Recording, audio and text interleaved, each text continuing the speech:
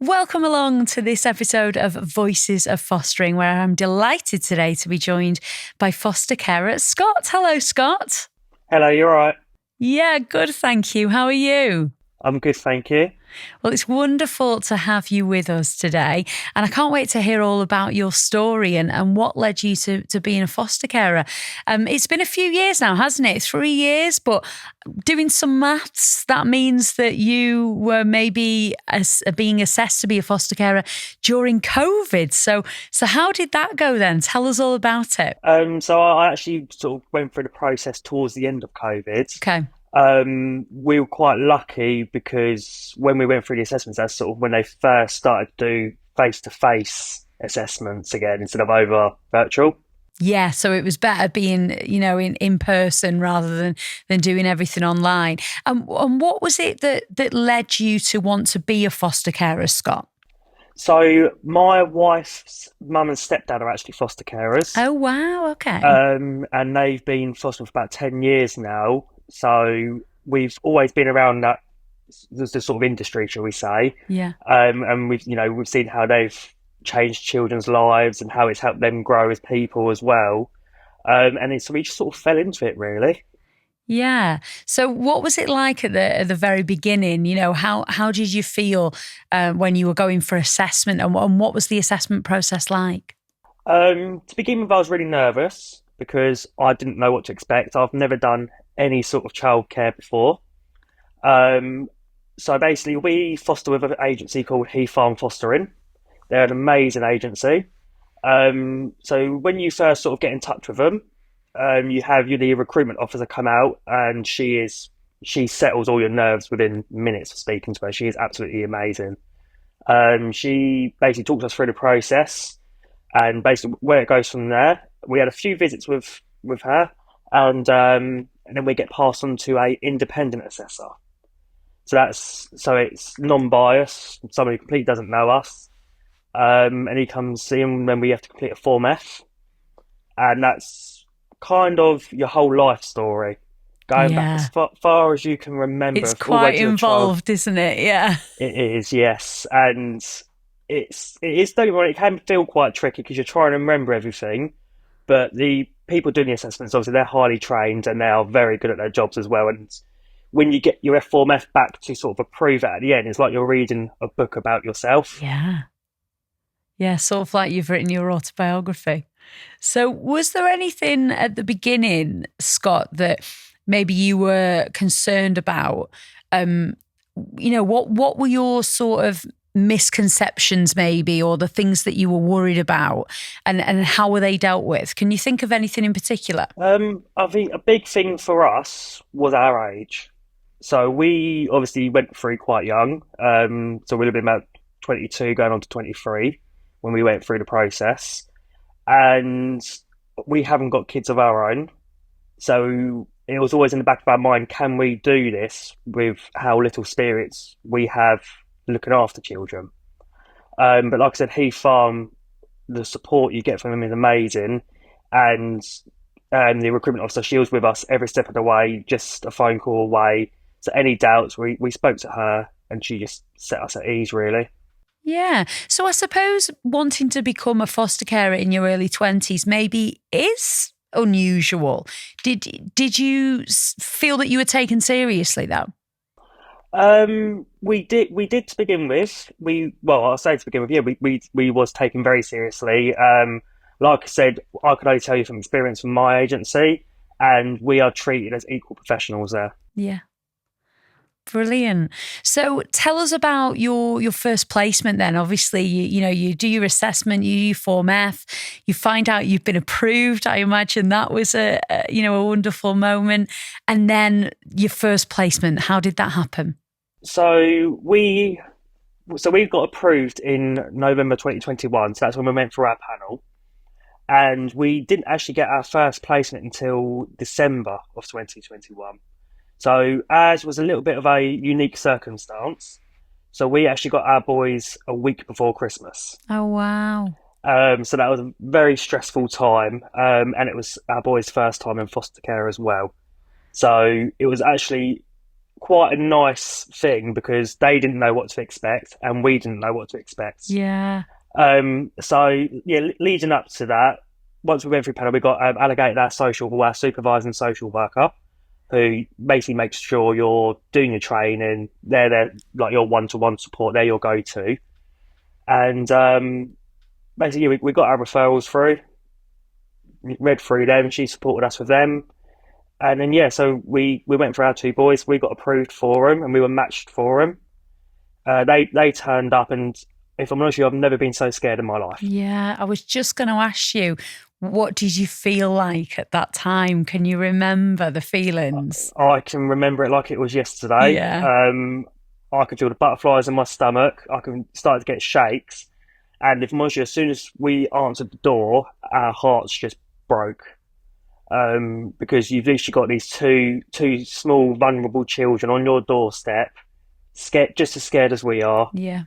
We've never met them before, and it was heartbreaking. So they came into our house, like I said, it was around Christmas time, so we had all the Christmas decorations up. Yeah. So that, I think that helps them feel quite homely to begin with, and we had a few conversations with them, with their social workers at the time, and basically, yeah, the social worker went, it's like, well, now we've got two children living with us. Yeah. And like I said, very up and down. The children were so scared; they were almost like deer in headlights. Yeah. They didn't know what to do with themselves. They didn't know what to say and all that. So we showed them their bedrooms, and we had their bedrooms all kitted out. So they had all their toys ready. Their beds were already made. Everything was ready for them to stay in. And they were straight in playing with their toys. And that's when me and my wife looked at each other. I was like, yeah, we are making a difference now. Yeah. Yeah, like, wow, we've done the right thing. This has all been quite overwhelming and quite a lot, but yeah. And what was that first Christmas like then for them and for you guys? It was weird because obviously we've never had a Christmas with children in our house before.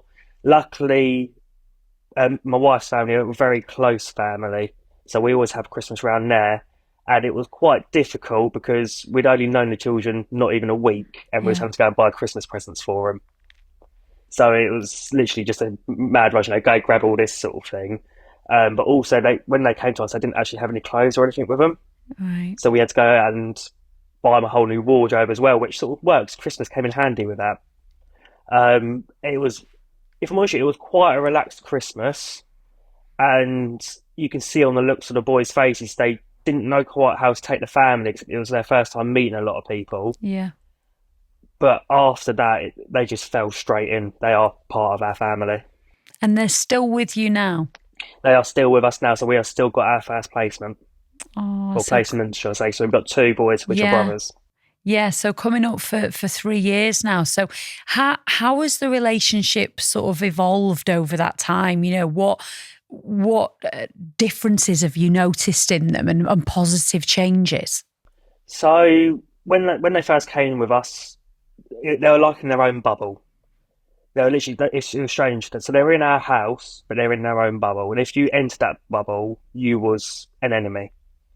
So we've got obviously the eldest one and the youngest one. The eldest one played the parental role of a younger brother, and it was quite. You could see sort of a bit of a relief when he came to us because he realised we're taking over that parental one. He hasn't got to do that anymore, so he could actually be a child again. Whereas the younger one, he really struggled to come to terms with that. He was very angry when he came to us. They weren't very open with us, so we'd ask them to do something and we'd just get blanked. But all I can say is with new carers, just consistency and persist with them because these need to be given a chance, and that's all they need in life, and that they can thrive. Yeah. And I imagine, it's quite difficult dealing with children who've come from the background that those two children have. But you have the opportunity to have a lot of training to help you deal with that, don't you? So, have you done the likes of therapeutic parenting and that type of training, and how has that helped? So it was I find it really fascinating. So before you go to panel, you have to do a skills to foster training course. Yeah. And that's a 3-day training course. and that's going over the basics of looking into like your safeguarding and a little bit of therapeutic parenting. And then once you've done that, you have mandatory courses you have to do throughout the years, throughout your first year, and then you have optional extra courses, which I was I'm going for this. I'm going to do everything I can. And I've hopped on all the training courses I can do. The therapeutic training courses, it's difficult for people to understand it who haven't done it because they think it's just soft parenting, and it's hard because a lot of people who aren't around the fostering industry or used to vulnerable children like that, they see these children out in public, and we've had it. We get dirty looks if our children are kicking off, and they don't understand how we won't raise our voices to them and we'll stay calm, not because they haven't done that sort of training. I think therapeutic parenting should be across the board and available to all parents because it really does work. Yeah. You said, Scott, before you became a foster carer, you didn't have any experience of looking after children. Do you think that was actually a strength, really? Because you've come in like a sort of blank canvas, and you've learned all of this and soaked it up, rather than being somebody who maybe has had birth children or experience of children before. Do you think it's been a positive for you? Sometimes I think it's positive, sometimes I don't. It helps keep your mind open to different tactics and techniques. It does bring a lot of self-doubt in yourself if I'm doing this right, because it's trial and error. Fostering is a lot of trial and error. Yeah. So like I said, when I first started doing it, it was scary, but then when you start seeing the results, you're like, this is amazing. Yeah. Can you think of some instances of that, moments where you've thought, wow, this is all worth it? Like, moments where maybe you've even been brought to tears because you've seen the positive impact that you've made. So when we first got our boys, we had to support them through their court case. And that was a very stressful time for them because they didn't know what was happening. They didn't know if they were staying with me and my wife or if they were going somewhere else, if they were going home. They didn't know. Yeah. And we actually had to support them speaking to the judge of their case, which they were petrified to do. And they requested that me and my wife sat there with them. And I've never seen a braver pair of boys speaking to a complete stranger, opening up, telling them all about their feelings. And that was amazing for us. Like, that actually we've enabled them to have the confidence to do that. Yeah, that's incredible. And Scott, I talk to a lot of people on this podcast, and I've spoken to people who are in their 60s or 70s, and they've been fostering for years and years and years. It's lovely to speak to you right at the beginning of your journey, really, because, you're 3 years in, which is a long time, but you might foster for 40 years, you don't know. How do you imagine your future being? Do you think you'll do this for a long time? Like, what do you see for yourself and your partner? I mean, this is the best thing that me and my wife has ever done, and I can't see myself doing anything different. I want to be in this industry for as long as I can and help as many children as I can. And because it's not just the children that you form the attachments with, it's the other professionals, and it's really just a big family network. Yeah, it really is, isn't it? And do you think that's really enriched your life in a lot of different ways? Yes. So not only obviously are we helping the young people with young children's lives, and that we also help ourselves. And because there's been times when we've been dealing with our children through their trauma, and you sort of think, oh, I might have had that same sort of thing.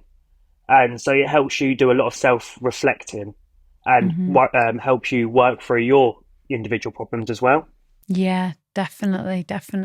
And if there was anybody watching now, Scott, who, maybe was thinking about fostering and they weren't sure, maybe like yourselves, they're on the younger end of the spectrum and they think, oh, maybe it's not for me. What advice would you give them?